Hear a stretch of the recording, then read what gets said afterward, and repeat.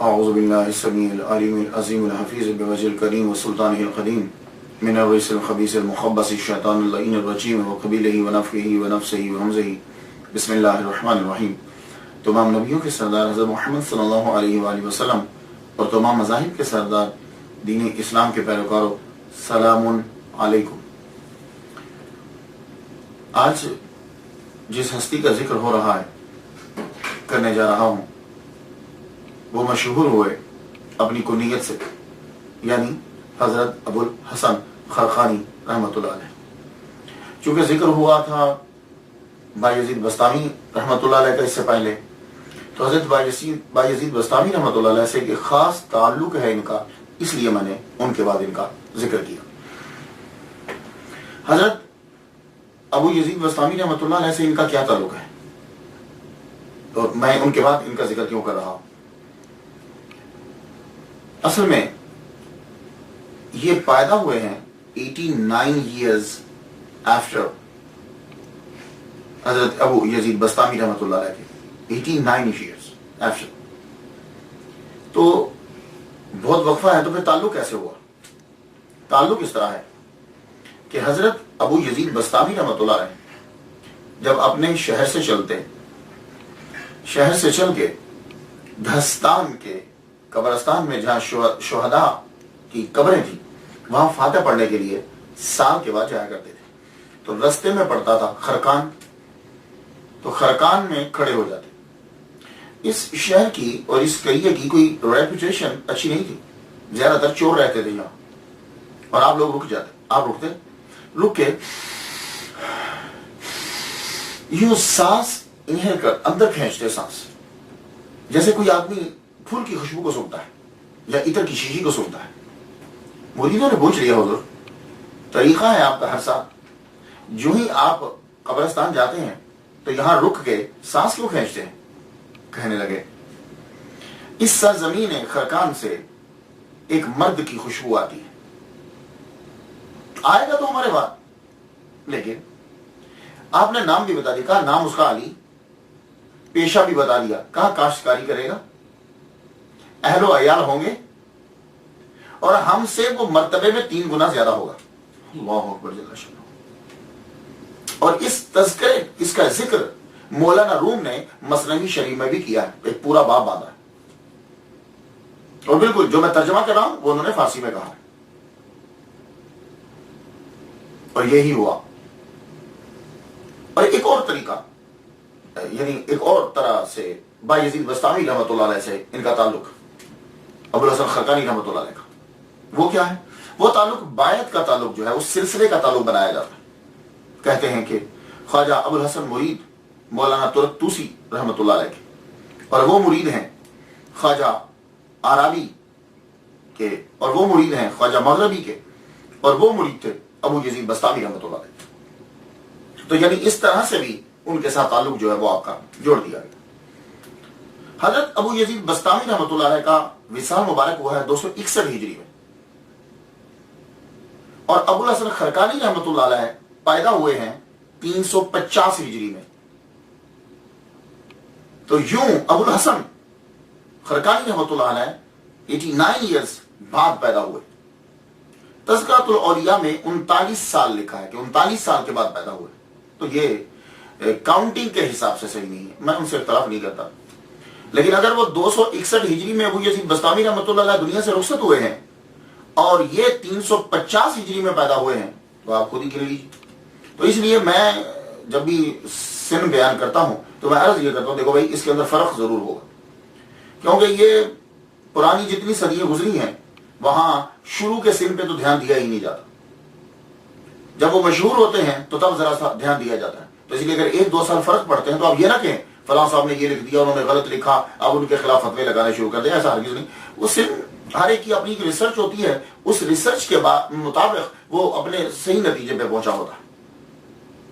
تو حضرت ابو الحسن خرقانی رحمۃ اللہ علیہ، آپ کا نام جو ہے اصلی نام علی ہے، علی جعفر کے بیٹے اور وہ سلیمان کے بیٹے، لیکن ایک جگہ میں نے جعفر کی جگہ پہ احمد پڑھا ہے، کہ یعنی ابو الحسن خرقانی رحمۃ اللہ کے والد گرامی کا نام جعفر نہیں ہے، احمد ہے، لیکن God knows better۔ اور آپ اپنی کنیت ابو الحسن کی وجہ سے جو ہے وہ مشہور ہوئے۔ اور جائے ولادت آپ کی کون سی ہے؟ اب ایران کے ملک ایران جو ہے، اس کے صوبہ ہے سمنان اور اس کا ضلع ہے خرقان، وہاں آپ جو ہے وہ پیدا ہوئے۔ ایران ملک، صوبہ سمنان، اس کا ضلع ڈسٹرکٹ خرقان، وہاں جو ہے وہ آپ پیدا ہوئے۔ 350 ہجری میں آپ پیدا ہوئے ہیں اور 425 ہجری میں آپ کا جو ہے وہ وصال ہوا، تو معلوم ہوا کہ آپ کی ٹوٹل عمر جو ہے وہ 75 ایئرز ہے، 75 سال آپ نے اس زمین کے اوپر جو ہے وہ گزارے۔ میں جب بھی کبھی کسی ولی کی زندگی بیان کرتا ہوں تو سب سے پہلے میں یہ تلاش کرتا ہوں کہ انہوں نے تحصیل علم کہاں کیا۔ کیوں؟ اس لیے کہ ہمارا یہ دعویٰ ہے کہ ہمارے جتنے بھی اولیاء کرام ہیں کوئی بھی ان میں جاہل نہیں ہے۔ اللہ تعالیٰ نے جس کو اپنا دوست بنایا، جاہل کو دوست نہیں بنایا، اور جب دوست بنا لیا تو جاہل رہنے نہیں دیا۔ تو میں سب سے پہلے یہ تلاش کرتا ہوں کہ انہوں نے تحصیل علم کہاں سے کیا۔ تو ابو الحسن خرقانی رحمۃ اللہ علیہ نے قرآن اور حدیث کہاں سے پڑھی؟ تو آپ نے کسی بھی مدرسہ سے جا کر قرآن اور حدیث کا علم نہیں لیا۔ آپ مادر ذات ولی ہیں۔ دیکھیے کہ جب باجزید بستامی رحمۃ اللہ علیہ 89 ایئرز پہلے آپ کی ولادت کی خبر دے رہے ہیں تو یہ آپ کی ولایت کی نشانی ہے۔ اور آپ فرماتے ہیں کہ میں اپنے ماں کے پیٹ میں تھا تو مجھے معلوم تھا چیزوں کا، کئی چیزیں مجھے یاد ہیں۔ تو تکوینی ولی سے کہا جائے، ٹرمینالوجی کے اندر کہا جائے گا کہ یہ تکوینی ولی ہے۔ تکوینی ولی وہ ہوتا ہے کہ جو پڑھ کے نوافل پڑھ کے نہیں بنتا، اللہ تعالیٰ کی عطا ہوتی ہے اور اللہ تعالیٰ عطا فرما دیتا ہے اسے، اور وہ پیدائشی ولی ہوتا ہے۔ ابو الحسن خرقانی رحمۃ اللہ علیہ یہ نقش بندیوں اور مجددیوں کے 7ویں امام ہیں۔ یہ سن لیجیے، نقش بندیوں اور مجددیوں کے 7ویں امام ہیں، یہ پیشوا ہیں۔ تو آپ پیدائشی طور پر جو ہے وہ ولی، تو گویا کہ گھر کے اندر ہی آپ کو بنیادی چیزیں جو وہ ملتی جا رہی ہیں۔ لیکن ہم یہ نہیں کہہ سکتے کہ فلاں مدرسے میں پڑھا، فلاں استاد کے شاگرد تھے یہ۔ ہاں، یہ آپ کا طریقہ تھا کہ جب آپ پر نماز فرض ہو گئی تو پھر آپ کیا کرتے تھے؟ عشاء کی نماز وہ جو ہے خرقان میں آپ ادا کرتے اور اس کے بعد آپ چلتے باجزید بستامی رحمۃ اللہ علیہ کے روزہ کی طرف آپ چلتے۔ باجزید بستامی رحمۃ اللہ علیہ کے روزے کے اوپر جا کر مراقبہ فرماتے آپ۔ جب آپ مراقبہ کرتے وہاں تو مراقبہ کے بعد، فاتحہ کے بعد آپ دعا مانگتے۔ اب دعا مانگتے ہیں، اے اللہ جو فضل تو نے ابو یزید بستامی رحمۃ اللہ علیہ کو دیا ہے وہ ابو الحسن کو بھی عطا فرما۔ پھر آپ واپس الٹے پاؤں واپس آتے۔ اب جا کر دیکھ لیجیے آپ کہ بستام اور خرقان کا کتنا فاصلہ ہے، سمجھ آ گئی؟ تو اب آپ واپس جب آتے تو اب آپ کمر نہیں کرتے، یوں منہ روزہ کی طرف اور یوں واپس پلٹتے جاتے۔ 12 سال تک آپ نے یہی کام کیا۔ بلوغت کے بعد 12 سال تک آپ کا یہ طریقہ تھا۔ عشاء کی نماز آپ خرقان میں ادا کرتے، نماز ادا کرنے کے بعد باجزید بستامی رحمۃ اللہ علیہ کے روزے پر جاتے، وہاں مراقبہ کرتے اور یہی دعا روز مانگتے۔ 12 سال جب گزر گئے تو تربت سے آواز آئی، ابو یزید بستامی رحمۃ اللہ علیہ کے روزے سے آواز آئی، اے ابو الحسن اب وقت آ گیا ہے، تو ایک جگہ بیٹھ کر مخلوق کو اللہ کی راہ دکھا، اور جو تو دعا مانگا کرتا تھا وہ قبول ہو گئی، چل الحمدللہ سے پڑھنا شروع کر دے اور خرقان کی طرف واپس پلٹ جا۔ تو حضرت ابو الحسن خرقانی رحمۃ اللہ علیہ نے جب یہ آواز سنی تو اب آپ نے سورہ فاتحہ شروع کر دی پڑھنا، الحمدللہ رب العالمین الرحمن الرحیم، اور واپس خرقان کی طرف جانے لگے۔ جب خرقان میں پہنچے تو پورا قرآن مجید پڑھ چکے تھے اور اللہ تعالیٰ نے ان کو عطا فرمایا اور وہ پورا قرآن مجید ان کو زبانی یاد ہو چکا تھا۔ یہ ہے قرآن کی تعلیم کہ یعنی بستام سے چلے، الحمد سے شروع کیا اور والناس خرقان تک ہو گیا اور پورا قرآن مجید زبانی یاد ہو گیا۔ یہ ان کی نظر ہے، اللہ کا کرم ہے۔ اللہ تعالیٰ نے تمام باطنی دروازے بھی کھول دیے، تمام علوم آشکار ہو گئے، گویا کہ علم لدنی عطا فرما دی۔ اب اللہ تعالیٰ نے کتنے مراتب ان کے طے کیے، ایک طویل گفتگو ہے، اور ابو الحسن خرقانی رحمۃ اللہ علیہ پر بہت زیادہ لکھا ہے، جس نے بھی لکھا بہت زیادہ لکھا۔ اور اگر آپ ڈیٹیل سے پڑھنا چاہتے ہو تو میں ریکمینڈ کروں گا آپ کے لیے تذکرۃ الاولیاء، اس کے اندر آپ پڑھیے باجزید بستامی رحمۃ اللہ علیہ کی پرواز اور ابو الحسن خرقانی رحمۃ اللہ علیہ کی پرواز جو ہے، اور پھر مراتب اور درجات جو ان کو عطا ہوتے گئے اور ان پر جو چیزیں آشکار ہوتی گئیں یہ ان کو واضح کرتے گئے، بتلاتے گئے۔ تو وہ آپ جا کے تذکرۃ الاولیاء کے اندر ڈیٹیل کے ساتھ جو ہے وہ آپ پڑھ سکتے ہیں، لیکن میں چند گوشوں پہ گفتگو کرتا ہوں، ایک تو ٹائم نہیں ہوتا اور دوسرا ایک میرا مطمع نظر کچھ اور ہے۔ اولیاء کرام کے بارے میں جو بتانا چاہتا ہوں چیزیں، وہ چند چیزیں میں ان میں سے اسٹڈی کرنے کے بعد چنتا ہوں۔ اب دیکھیے تحصیل علم کے بعد دوسری چیز میں جو دیکھتا ہوں اولیاء کرام کے اندر، وہ میں دیکھتا ہوں توحید اور رسالت کے بارے میں ان کا کیا کنسپٹ ہے. کیونکہ دھندلا کر دیا ہے اولیاء کرام کا تصور لوگوں کی نظر کے اندر. لوگ اولیاء کرام کو پتہ نہیں کیا سمجھتے ہیں. میرا جو متوع نظر ہے، جو میں نے یہ سلسلہ شروع کیا ہے، اور میں امید کرتا ہوں کہ آپ لوگ میرے ساتھ تعامل کرو گے، کیونکہ اس کے اندر کسی کو کوئی لالچ نہیں ہے. اللہ کی رضا کی خاطر ہم اولیاء کی سیرت کو دوسروں تک پہنچا رہے ہیں. توحید اور رسالت دوسرا عنوان میں لیتا ہوں ان کی زندگی سے. اب ابو الحسن خرقانی رحمۃ اللہ علیہ میں دیکھتا ہوں کہ یہ توحید پر ان کا ایمان اور حضور پر ان کا ایمان اور اس کا اظہار وہ کیسے کرتے. سنیے، آپ ایک دن فرماتے ہیں، اے اللہ میں ہر جگہ تیرا غلام ہوں، تیرا بندہ ہوں، اور تیرے محبوب سلطان الانبیاء کا میں نوکر ہوں. دونوں چیزیں آ گئی، دونوں چیزیں آ گئی. اللہ تعالیٰ کو کہہ رہے ہیں کہ میں تیرا بندہ، اور حضور سے کہہ رہے ہیں کہ میں آپ کا نوکر. اور پھر ایک جگہ فرمایا ہر شے کی انتہا ہے، ہر شے کی انتہا ہے. بعض جگہ کہ مجھے ہر شے کی انتہا معلوم ہو گئی، لیکن حضور صلی اللہ علیہ وآلہ وسلم کے مدارج کی کوئی انتہا نہیں. یہاں وہ تسلیم کر گئے کہ محمد مصطفیٰ صلی اللہ علیہ وسلم سب سے افضل ہے. حضور کے مدارج کی کوئی انتہا نہیں، اور اللہ کی مغفرت کی بھی کوئی انتہا نہیں. تو یہاں خدا تعالیٰ کو غفور و رحیم تسلیم کر لیا. اور پھر ایک جگہ یوں اقرار اور اظہار کیا، اور یہ بالکل رسالت پر ایمان، مکمل ایمان. کہتے ہیں کہ ابو الحسن اس قافلے میں شامل ہے جس میں سب سے آگے اللہ ہے، پھر میرے سردار، میرے پیشوا حضرت محمد مصطفیٰ صلی اللہ علیہ وسلم ہے، اللہ کا کلام، سنت رسول، پھر صحابہ اور فقہاء اعظام، اور وہ لوگ بہت ہی بانصیب ہیں جو اس مبارک قافلہ میں شامل ہیں. یہ سنتے جائیے گا، اور جب ان چیزوں کو آپ سن لیں تو پھر کبھی کسی کی بات مت سنیے گا کہ اس نے کہا کہ میں یہ نو.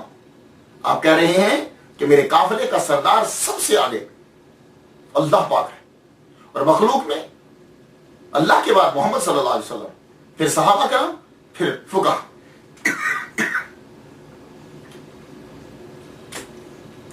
تو اس سے معلوم ہوا کہ آپ کا صحابہ پر بھی یقین، توحید اور رسالت. اور ایک دن فرمایا آپ نے، نہ میرا جسم ہے، نہ دل، نہ زبان، میری ان تینوں چیزوں میں اللہ ہی اللہ ہے. قل ان صلاتی و نسکی و محیای و مماتی للہ رب العالمین. ہر شے ہمارا جسم تک ہمارا نہیں، تینوں پر اللہ ہی اللہ ہے. فرمایا جس دل میں اللہ کے سوا کوئی اور ہو وہ دل مردہ ہے. یہاں سے پتا چلا کہ وہ فنا فی توحید ہے. اور فرماتے ہیں ساری عمر اس طرح گزاری ہے کہ ایک سجدہ بھی فرمان مصطفیٰ صلی اللہ علیہ وآلہ وسلم کے خلاف نہیں کیا. یہاں سے اتباع سنت کا ثبوت بھی مل گیا. اور یہ سب کچھ اب پڑھنے کے بعد جو میں نے آپ کو مختصر پیش کیا ہے، کیا کوئی کہہ سکتا ہے کہ انہوں نے یہ کہا ہو کہ میرا مرتبہ حضور سے زیادہ ہے؟ لا حول ولا قوت الا باللہ العلی العظیم. تو یہ چیزیں آپ لوگ بھی یاد رکھیے. یہ سرمایہ ہے ہمارا، یہ فیوز و برکات کا منبع ہے، اور ہم نے لوگوں کو کلیئر بتانا ہے کہ انہوں نے کیا کہا. اور صحابہ کے متعلق آپ کا عقیدہ ابو الحسن خرقانی رحمۃ اللہ کا یہ تھا. آپ فرماتے ہیں کہ ہر وقت حضرت ابوبکر صدیق رضی اللہ تعالیٰ عنہ کا دل خدا تعالیٰ کی یاد سے بھرا رہتا تھا، یعنی کبھی غافل نہیں ہوا. اور حضرت عمر رضی اللہ تعالیٰ عنہ کے دل، اس کے اندر اللہ تعالیٰ کی حیبت ہوتی تھی ہر وقت. اور حضرت عثمان غنی رضی اللہ تعالیٰ عنہ کے دل میں ہر وقت رب تعالیٰ کی شرم و حیا. اور حضرت مولا علی رضی اللہ تعالیٰ عنہ کوئی ایسا لمحہ نہیں کہ جب انہوں نے اللہ تعالیٰ کے نور کا مشاہدہ نہ کیا. لو، یہ انہوں نے چاروں صحابہ پر اپنے ایمان کو واضح کر دیا. اللہ تعالیٰ نے ان کو مقام عطا فرمایا. پھر یہ مقام ہے ولایت پر پہنچتے، بڑھتے بڑھتے بڑھتے بڑھتے بڑھتے عاجزی اور انکساری. اللہ اکبر جل شانہ. اور یہ ایک اور بیسک چیز ہوتی ہے ولی کامل میں، وہ عاجزی اور انکساری اس کے اندر ہوگی. معاشرے کے جو عام لوگ ہیں وہ ان کے سامنے کبھی اکڑے گا نہیں. معاشرے کے عام لوگوں کی بھی وہ اتنی ہی عزت کرتا ہے، اور کبھی بھی وہ اپنے مرتبے کا اظہار نہیں کرے گا. یہ بات یاد رکھیے. آج کے لوگ، ہم لوگ ہیں صوفی نہیں ہیں لیکن خود کو صوفی کہلاتے ہیں. ہم پیر کے مرتبے پر بیٹھنے کے قابل نہیں ہیں لیکن ہم زور و شور سے کہتے ہیں اور ان لوگوں کو دیکھیے ابوالحسن خرقانی رحمۃ اللہ علیہ کو 7 دن تک آپ کی خانقاہ میں کچھ پکا نہیں ہے، کچھ آئے ہی نہیں، 7 دن روزے سے گزر گئے۔ 8ویں دن ایک صاحب آئے، آٹا اٹھایا ہوا اور بکری ایک کہا کہ یہ میں صوفیاء کے لیے لایا ہوں، خانقاہ میں صوفیاء کے لیے لایا ہوں۔ تو معلوم ہے ہم نے کیا کہا؟ آپ نے کہا بھائی میں تو صوفی نہیں ہوں، جو تم میں سے صوفی ہے، جس کی ہمت ہے وہ اٹھ کے لے لے۔ اس شخص کو وہ دونوں چیزیں واپس لے جانا پڑے گی۔ یہ عاجزی و انکساری 40 سال کے مجاہدے کے بعد آپ کا امتحان ہوتا ہے۔ یہ دولت، عورت اور شہرت، یہ 3 چیزیں ایسی ہیں جو انسان کو بڑے مرتبے سے نیچے گرا دیتی ہے۔ 40 سال آپ نے مجاہدہ کیا، اس کے بعد آپ کا امتحان ہو رہا ہے۔ کھیتی باڑی، ایک باغ بھی تھا آپ کا، درخت لگانے کے لیے زمین کو کھودا، نیچے سے چاندی نکل آئی، اس جگہ کو چھوڑ کے دوسری جگہ پہ پہنچے، اس جگہ کو کھودا، وہاں سے سونا نکل آیا، تو اس جگہ کو چھوڑا، آگے بڑھے، تیسری جگہ کھودنے لگے، وہاں سے ہیرے نکل آئے، ایک دم سے سجدے میں گر گئے، پروردگار عالم مجھے دولت نہیں چاہیے، یا اللہ مجھے تیرا فضل چاہیے، تیرا کرم چاہیے۔ یہ ہے اولیاء کرام، مجھے تیرا کرم چاہیے۔ اور آپ کا مرتبہ، اللہ اکبر جل شانہ، مرتبہ آپ کا اتنا ہے کہ ایک مرتبہ ایک مرید نے آ کے عرض کی، حضور میں کوہ لبنان پہ جا کر قطب عالم کا دیدار کرنا چاہتا ہوں، مجھے اجازت دیں؟ آپ نے فرمایا جاؤ، میں تجھے اجازت دیتا ہوں کہ تم لبنان چلے جاؤ۔ کہاں تھے؟ خرقان میں۔ کہاں جانا ہے؟ لبنان میں۔ کو لبنان میں جا کے میں قطب عالم کی زیارت کروں؟ فرمایا کہ جاؤ۔ یہ بیچارہ کتنا سفر کیا ہوگا اس نے، خرقان سے، ایران سے لبنان پہنچا۔ لبنان جب اس جگہ پہ پہنچا، وہ پہاڑی تھی، وہاں دیکھا کہ سب بسب لوگ بیٹھے ہیں، آگے جنازہ ہے اور انتظار کر رہے ہیں۔ کہا جنازہ ہے تو پڑھاؤ۔ کہا نہیں، قطب عالم تشریف لائیں گے، ہر 5 نمازوں میں وہ آتے ہیں روزانہ، امامت وہی کرواتے ہیں، تو جنازہ بھی وہی پڑھائیں گے۔ انتظار ہو، یہ ظہر کا وقت ہے، امام آئے، امام جب آئے پہلے نماز پڑھائی، پھر جنازہ آگے لایا گیا، جنازہ پڑھایا، اور جب وہ مڑ کے جانے لگے تو یہ مرید دیکھ کر حیران رہ گیا کہ وہ تو ابوالحسن خرقانی رحمۃ اللہ علیہ ہیں۔ ایک دم سے غش کھا کے گر گیا۔ جب ہوش آیا تو عصر کا وقت بالکل قریب تھا، عصر کا وقت قریب تھا، پھر اسی طرح صف لگی، یہ اگلی صف میں قریب بیٹھ گیا۔ جو ہی پھر وہ امام ابوالحسن خرقانی رحمۃ اللہ علیہ ظاہر ہوئے، نماز پڑھا کے جانے لگے تو دامن پکڑ کے رو پڑا، حضور میں شرمندہ، میں نہ تھی، مجھے کیا معلوم کہ قطب عالم میرا پیر ہی ہے، میں اپنے پیر کو چھوڑ کر میں دوسری جگہ پہ چلا گیا۔ آپ نے خاموشی سے کہا چپ کر جاؤ، میرے دامن کو پکڑو اور واپس چلتے۔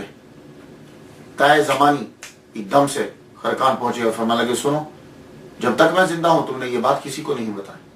یہ قطب عالم ہوتا کیا ہے؟ اب یہ اصطلاح ایک آ گئی، ایک نام آ گیا، تو بڑی تیزی کے ساتھ جلدی سے بتاتا جاؤں آپ کو۔ میں نے ابن عساکر میں پڑھا کہ 300 اولیاء، 30 ابدال، 7 اوتاد، 5 اقطاب اور 1 قطب عالم۔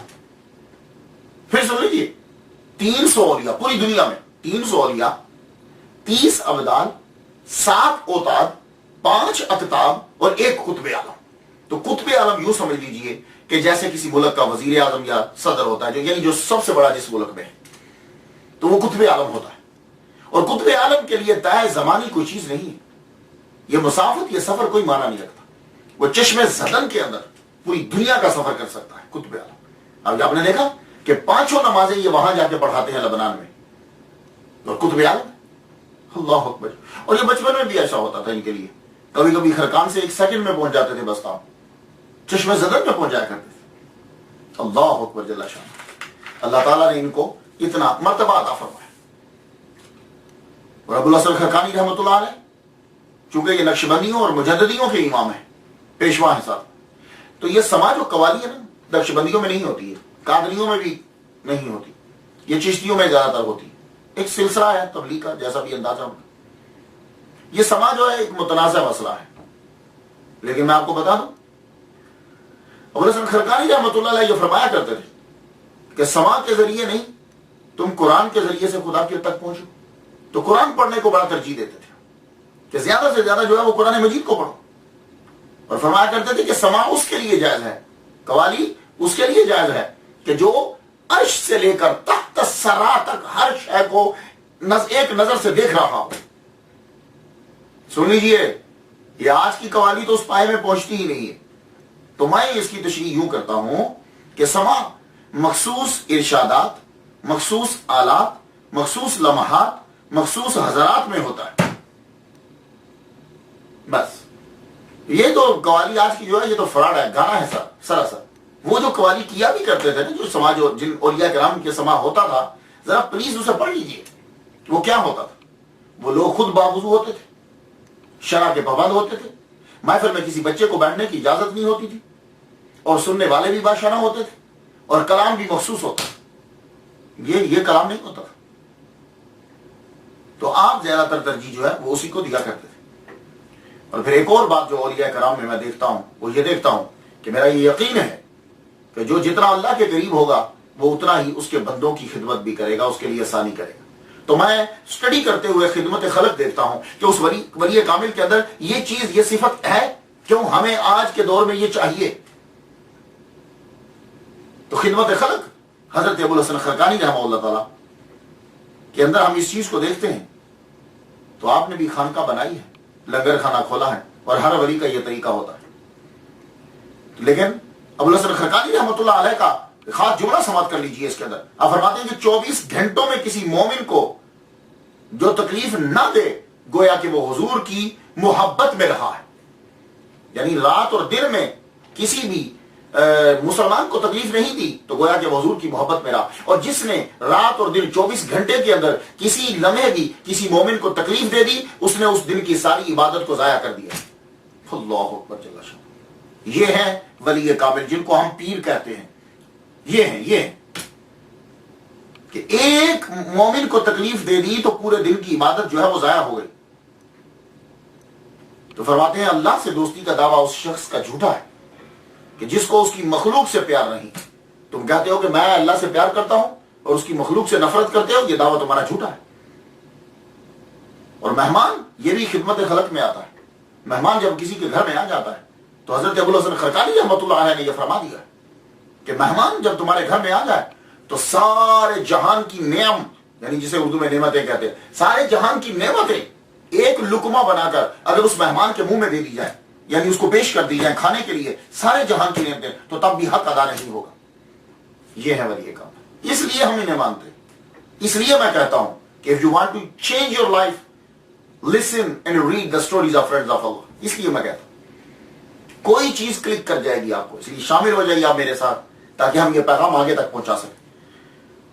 تقویٰ کے بارے میں پڑھا جاتا ہے، سنا جاتا ہے کہ تقویٰ ہے کیا۔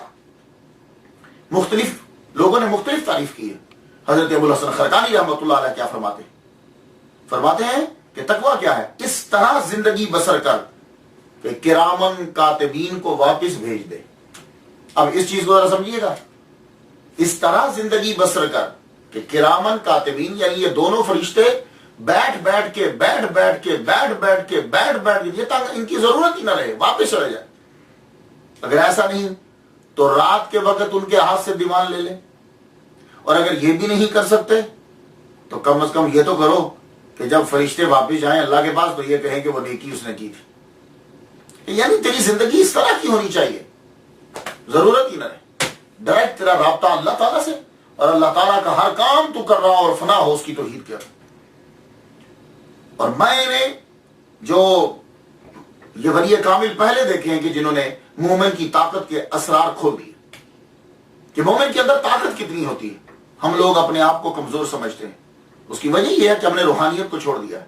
جب ہم روحانیت کے اندر آ جائیں گے، ولیوں کے پیچھے چلنے لگ جاتے ہیں، ولایت کے رستے پہ چلتے ہیں، تو پھر کیا ہوتا ہے؟ اب مومن کی طاقت کو ابو الحسن خرقانی رحمۃ اللہ علیہ کی نظر سے سن لیجیے۔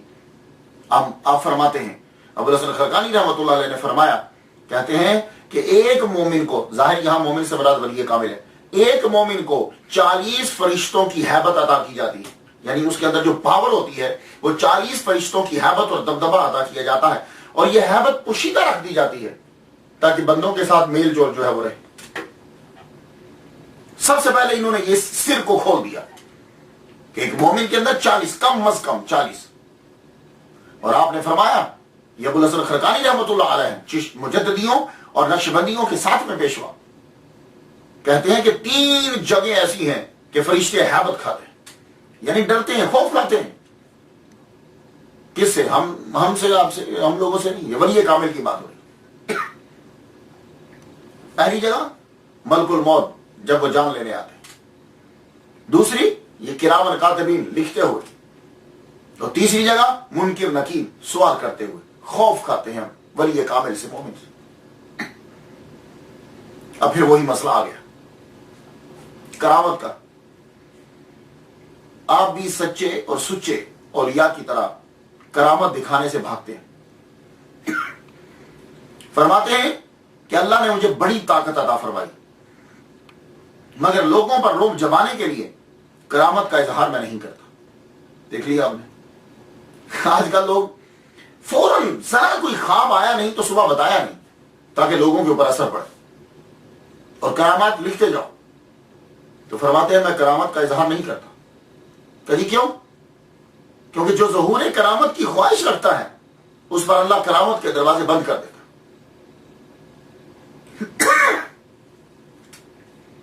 مجھے ان کی سیرت پڑھنے سے ایک نئی چیز ملی. 700 ہجری کے بعد زیادہ یہ چیز دیکھی گئی. وہ کیا ہے؟ خضر علیہ السلام سے ملاقات کرنا. میں نے اکثر دیکھا ہے سیرت جب میں پڑھتا ہوں تو مریدین فل کوشش کرتے ہیں کہ پیر صاحب کی ملاقات کسی نہ کسی طرح خضر علیہ السلام سے ہو جائے. وہ ایک اعزاز سمجھتے ہیں. لیکن یہ واحد ولی کامل ہے کہ یہ تصور میں نے ان کے ہاں دیکھا. ایک آدمی 60 سال سے عبادت کرتا رہا، ان کا مرید ہے، اور ایک دن آ کے عرض کرنے لگا حضور میرا من چاہتا ہے، میں خضر علیہ السلام سے ملاقات کرنے کو میرا دل چاہتا ہے. تو معلوم ہے آپ نے کیا فرمایا؟ آپ نے فرمایا چلو تم نے ساری زندگی کی عبادت کو ضائع کر دی. وہ آدمی کیا کہہ رہا ہے؟ مرید کیا کہہ رہا ہے کہ میرا دل چاہتا ہے کہ میں خضر علیہ السلام سے ملوں. آپ نے فرمایا تم نے 60 سال کی عبادت جو تم نے کی ہے وہ تم نے ضائع کر دی ہے. اب اس کے ازالے کے لیے جاؤ، مزید عبادت کرو. تو تم نے اتنی عرصے عبادت کرنے کے بعد پھر بھی ایک مخلوق سے ملنا چاہا.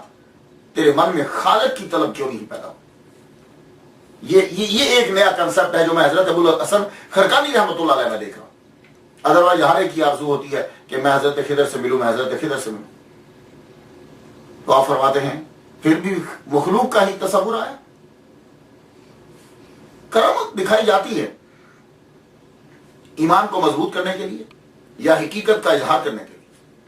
تو آپ سے بھی کبھی کبھی کرامت ظاہر ہوئی، لیکن اس لیے نہیں ظاہر ہوئی کہ لوگوں پہ دبدبا بیٹھے. ایمان مضبوط ہو لوگوں کا.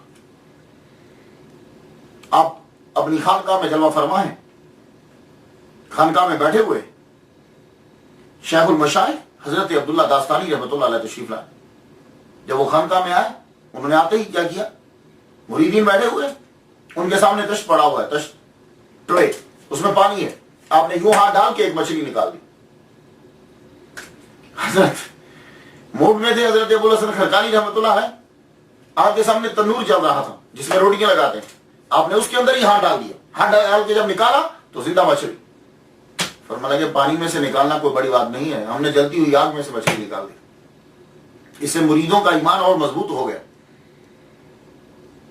ابو الحسن خرقانی رحمۃ اللہ علیہ کا نام آئے اور محمود غزنوی کا ذکر نہ ہو تو یہ محمود غزنوی کے لیے بہتر نہیں ہے.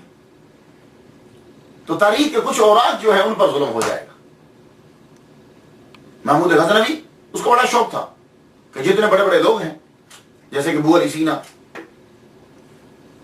اسکالرز بڑے بڑے، یہ میرے دربار میں رہیں. اس نے قاصد بھیجے حضرت ابو الحسن خرقانی رحمۃ اللہ علیہ کے پاس کہ ان سے جا کے کہو کہ محمود غزنوی آپ کو ملنا چاہتا ہے اور آپ میرے دربار میں تشریف لائیں. اور یہ بات محمود غزنوی کو معلوم تھی، یہ اسے معلوم تھی کہ وہ میرے دربار میں نہیں آئیں گے. تو کہنے لگا جب وہ یہ کہیں کہ میں نہیں جاتا تو ان کے سامنے یہ آیت پڑھنا या अय्युहल्लज़ीना आमनू अतीउल्लाह व अतीउर रसूल व उलिल अम्रि मिनकुम। ये आयत तुम पढ़ना, ये आयत पढ़ना। वो जब कासिद पहुंचा तो उसने जाके कहा कि महमूद गज़नवी आपसे मिलना चाहता है। आपने फरमाया मैं उसके दरबार में नहीं जाऊंगा, मुझे क्या काम। कहने लगा कुरान मजीद के अंदर आया या अय्युहल्लज़ीना आमनू अतीउल्लाह व अतीउर रसूल व उलिल अम्रि मिनकुम। उस वक्त आप हालत शुक्र में थे। इस बात को हजरत मुजद्दिद अल-फ़सानी शेख अहमद सरहंदी रहमतुल्लाह अलैह ने अपने मकतूब के अंदर भी बयान किया है। दफ्तर अव्वल मकतूब नंबर 152 के अंदर बयान किया। आप उस वक्त हालत शुक्र में थे, यानी फनाफि तौहीद थे। आप कहने लगे अभी तो अतीउल्लाह में हूं मैं, ये उल अमर जो है ये तो तीसरे दर्जे पर है, मैं तो अभी अतीउल्लाह में हूं। वो कासिद ने जाके इसी तरह बता दिया।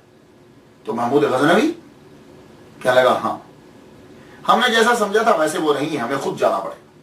महमूद गज़नवी ने क्या किया, खुद उसने एयाज का लिबास पहना अपने गुलाम का, और एयाज को अपना लिबास पहनाया बादशाहों का, और 10 औरतों को मर्दों के लिबास पहना दिए। और ये लेकर जब आपके दरबार में पहुंचा, सलाम किया, आपने जवाब सलाम का दिया लेकिन खड़े नहीं हुए।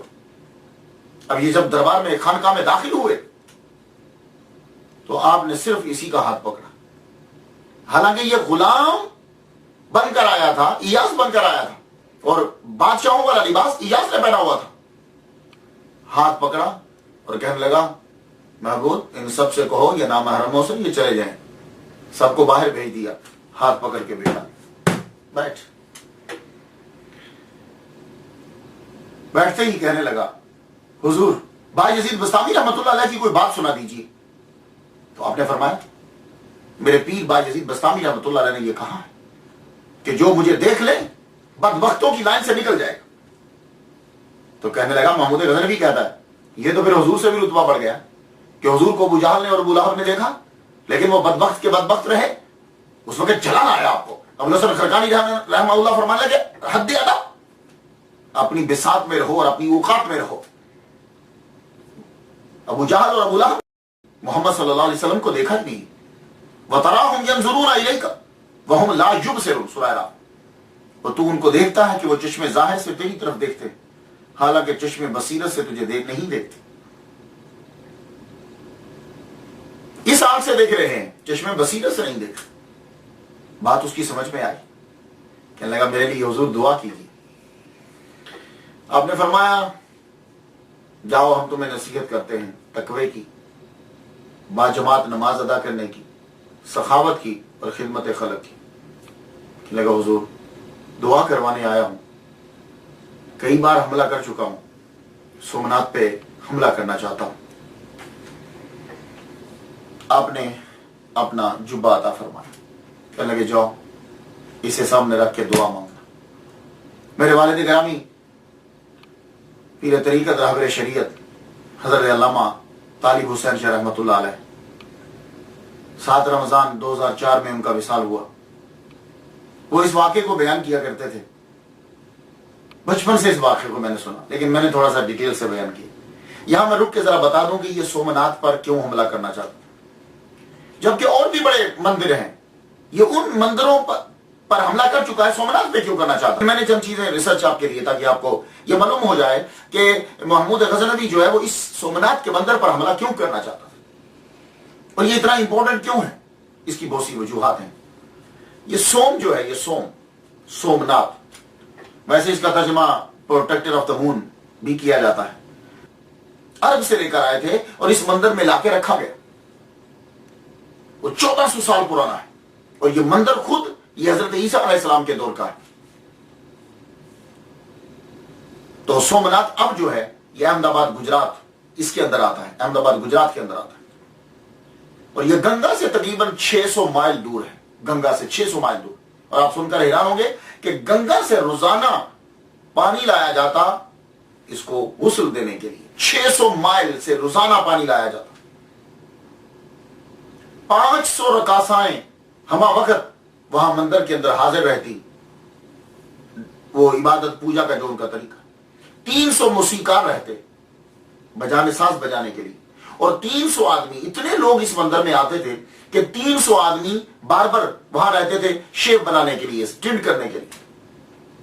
اور سومناتھ کا مندر 5 منزلوں پر مشتمل تھا اور ارد گرد سمندر بھی ہے. مزید اس کے گرد خندقیں کھودی گئی اور ان خندقوں میں پانی بھر دیا گیا اور وہاں ہر وقت پہرے دار رہتے تاکہ کوئی آگے سے حملہ نہ کر سکے. اس میں کشتیاں چلتی رہتی اور لائٹ کا اندر انتظام نہیں تھا کہ وہاں بڑی بڑی کندیلیں لگا دی گئی، نہیں، وہاں اندر ہیرے جواہرات لٹکائے گئے تھے کہ جن کی اپنی چمک سے روشنی رہتی تھی. اللہ اکبر. 56 ستون تھے اس کے اندر ساگوان کی لکڑی سے جو بنے ہوئے تھے. 200 سیر گولڈ سونا استعمال کر کے 200 سیر سونا استعمال کر کے ایک چین بنائی گئی تھی اور وہ چین جو ہے وہ کھینچتے تھے، اس کے ساتھ آگے ٹل تھا جو بجتا تھا. اور اس مندر کے اندر میں نے ایک حساب لگایا، میری ریسرچ کے مطابق 6.5 ٹن سونا تھا پورے مندر کے اندر. سارا سونا جو ہے 6.5 ٹن محمود غزنوی جو ہے وہ یہاں سے سونا لے کر گیا. یعنی اس دور کے اندر 20 ملین دینار کا سونا اور چاندی اس مندر کے اندر. اتنا یہ عظیم اور امیر مندر ہے. اب کوشچن اٹھے گا کہ محمود غزنوی جو دعا کروانے آ رہا ہے یہ مندر کے لیے، یہ مندر اتنا امیر کیوں ہے؟ سب لوگ ادھر کیوں جاتے ہیں؟ اصل میں وجہ یہ ہے کہ پہلے تو بات یہ ہے یہ سب سے قدیم تھا، سب سے پرانا تھا، تو سب لوگوں کا رجحان ادھر. تو یہاں کے جو پروہت تھے، برہمن تھے، انہوں نے مشہور کر رکھا تھا پورے ہندوستان کے اندر کہ سنو، تم لوگ جب مر جاؤ گے تو تم سب کی روحیں اسی مندر میں آتی ہیں اور یہاں آ کر شیو جی کی پوجا کرتی ہیں. اب اگر تم چاہتے ہو کہ دوبارہ تمہاری روحیں جب زندہ ہوں تو تم دوبارہ جب جنم لو تو امیر کبیر بنو، تو یہاں زیادہ سے زیادہ جو ہے وہ ڈونیشن دیا کرو، زیادہ سے زیادہ دان دو. تو اب لوگ جو ہیں وہ امیر بننے کے لیے دوبارہ جب پیدا ہوں تو امیر ہوں تو پھر وہ چاندی دیتے، سونا دیتے. اور بڑے بڑے راجا جو تھے، مہاراجا اور راجا، وہ وہاں آ کر جواہرات دیتے اور لونڈیے تک جو ہے وہ اس مندر میں بھیجا کرتے تھے. اب آپ لوگ سمجھ گئے ہوگے سومناتھ کے مندر میں اتنا پیسہ کیوں تھا. اور پھر ان کی ٹیکنیک انہوں نے عجیب استعمال کی تھی. وہ شیو جی کا جو لنگ ہے، اب یہ لنگ کی ریسرچ آپ بھی جا کے کیجئے گا کہ کیا ہے.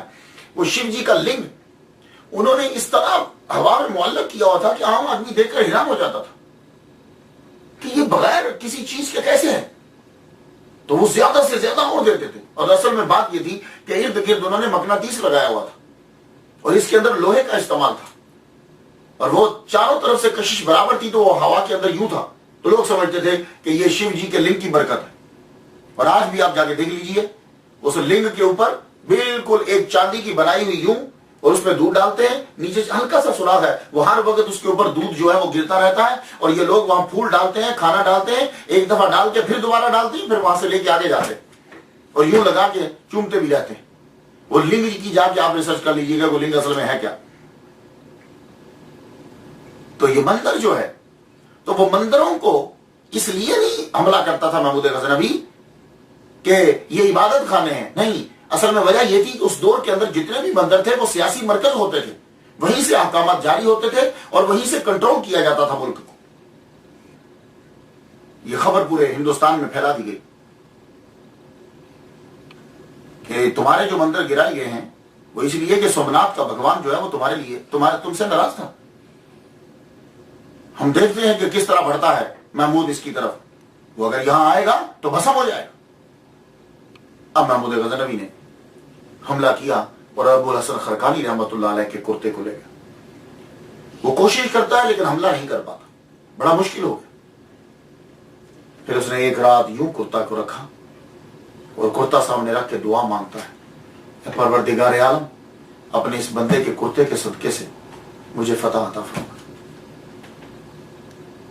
اب جب وہ حملہ کرنے کے لیے بڑھا، اتنی تیز ہوا چلی کہ وہ جو اندر فوج جمع تھی دفاع کرنے کے لیے، ان میں سے ایک گروپ نے یہ سمجھا کہ شاید محمود غزنوی کی فوج اندر آ چکی ہے. انہوں نے اپنے ہی گروپ پر حملہ کر دیا. جب حملہ کیا تو وہ اندر سے لڑ پڑے. یہ محمود غزنوی کے جاسوسوں نے جب بتایا تو یہ اندر گیا، داخل ہوا. اندر داخل ہو کر اس نے قبضہ کر لیا. 6.5 ٹن سونا، 20 ملین دینار کا سونا اور چاندی اس کے ہاتھ لگا. بت کو اس نے توڑ دیا. بت کو توڑ کے 4 ٹکڑے کیے. ایک ٹکڑا مکہ شریف بھیج دیا کہ خانہ کعبہ کے رستے میں بچھا دو، لوگ اس کے اوپر پاؤں رکھے.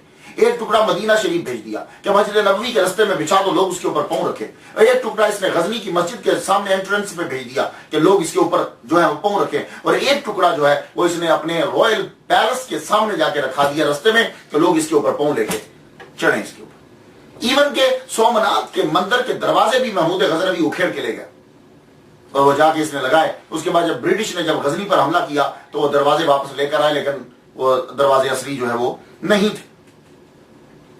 فتح ہو گئی تو ابوالحسن خرقانی رحمۃ اللہ علیہ خواب میں دکھے، فرمانے لگے محمود غزنوی تو نے ہمارے کرتے کو بہت سستا بھیج دیا.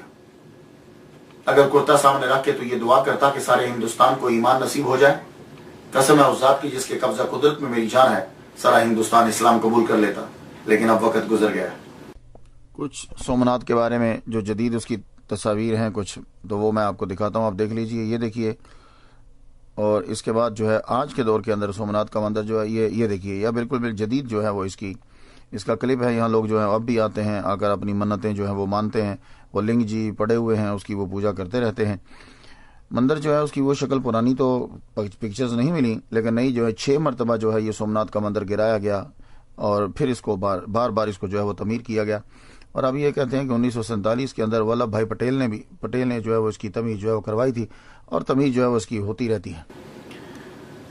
محمود غزنوی کی وفات ہوئی 1030 میں، 1030 عیسوی میں، اور ابوالحسن خرقانی رحمۃ اللہ دنیا سے رخصت ہوئے 1033 میں، یعنی 3 سال کے بعد دنیا سے رخصت ہوئے. 10 محرم بروز منگل 425 ہجری. آپ نے وصیت کی تھی کہ میری جب لحد جو ہے وہ بنائی جائے تو 30 گز میری لحد کو نیچے رکھ کے بنایا جائے. 30 گز. کیوں؟ میں نہیں چاہتا کہ میری لحد جو ہے وہ میرے پیر ابو یزید بستامی رحمۃ اللہ علیہ سے بلند ہو جائے. تو آپ شہر بستام کے گاؤں خرقان میں آپ کا مزار ہے. یہ حضرت ابوالحسن خرقانی رحمۃ اللہ علیہ کا مزار جو ہے وہ دیکھیے، زیارت کیجیے. ان کی بہت خوبصورت بنایا گیا. یہ دیکھیے، دور سے اس کی ایک جھلک ملاحظہ کیجیے. اور یہ اس کے اوپر ان کے بارے میں تحریر کیا گیا ہے، فارسی کے اندر جو ہے وہ لکھا ہوا ہے. یہ پھر مزار شریف، نیچے سے اس کی ایک پکچر جو ہے وہ ملاحظہ کیجیے. یہ محراب ہے آپ کی مسجد کا، حضرت ابوالحسن خرقانی رحمۃ اللہ علیہ کی مسجد کا محراب. یہ جو ہے انٹرنس ہے، مین گیٹ ہے. اس کے اوپر جو نیلا کلر آپ کو نظر آ رہا ہے، یہاں حضرت بھائی یزید بستامی رحمۃ اللہ علیہ نے جو ان کے بارے میں پیش گوئی کی تھی وہ اس کے اوپر ساری تحریر ہے، آپ اس پہ پڑھ سکتے ہیں. اور ان کے بارے میں مختلف جو ہیں ان کے اشعار کہے ہوئے اور ان کی چیزیں. اور یہ ان کا مزار ایک رات کا ایک جو ہے یہ منظر ہے. آج بھی لوگ جو ہے، یہ دیکھیے شیخ ابوالحسن خرقانی رحمۃ اللہ تحریر کتاب خانہ، آج بھی لوگ یہاں آتے ہیں، مرجع خلائق ہیں. اور جو ان کے قبر کے اوپر ہاتھ رکھ کے، وہ وائٹ پتھر کے اوپر ہاتھ رکھ کر جو دعا مانگتا ہے، اللہ تعالیٰ اس کی دعا کو جو ہے وہ قبول فرما لیتا ہے. آج بھی لوگ جو ہے وہ یہاں آتے ہیں، اس کے اوپر ہاتھ رکھتے ہیں اور دعا. دنیا آج بھی جاتی ہے وہاں ایک پتھر نصب ہے. آپ نے فرمایا تھا جو اس کے اوپر ہاتھ رکھ کے دعا مانگے گا اللہ تعالیٰ اس کی دعا کو قبول کر لے گا. اور لوگ جو ہے دعا مانگتے ہیں اور اللہ تعالیٰ اس دعا کو جو ہے وہ قبول فرماتا ہے. میں نے تو ان کے لیے فاتحہ پڑھ لی، آپ لوگ جو ہیں وہ بھی ان کے لیے فاتحہ پڑھ لیجئے. اللہ تعالیٰ قبول فرمائے. اجازت دیجیے. وآخر دعوانا الحمدللہ رب العالمین.